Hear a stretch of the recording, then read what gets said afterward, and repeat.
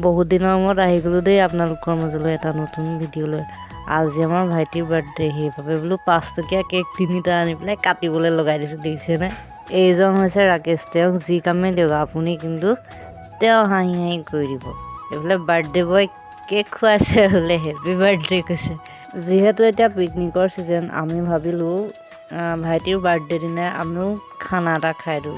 ফাৰ্ষ্টত অকল ব্ৰইলাৰটোৱে চলিছিলে, তাৰপিছত বোলো গাহৰি অলপো আনি লোৱা যাওক, কাৰণ গাহৰি অবিহনে পিকনিকটো সদায় আধৰুৱা।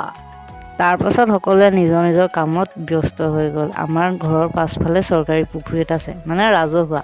তাতে আমি আৰু পিকনিকটো চলাই দিলোঁ, কাৰণ দূৰলৈ আমি তেনেকৈ নাযাওঁৱেই। ঘৰৰ ওচৰতে খাই ভাল লাগে, শান্তিত খাই ভাল লাগে। আৰু যিহেতু ভাইটিৰ বাৰ্থডে আছিলে, সেইবাবে দূৰলৈ যোৱা নহ'লে। এইফালে আমি কাৰিকৰ হায়াৰ কৰি আনিছোঁ ফলঙনিৰ পৰা, আৰু এইফালে পূৰা খানা খোৱা পৰ্ব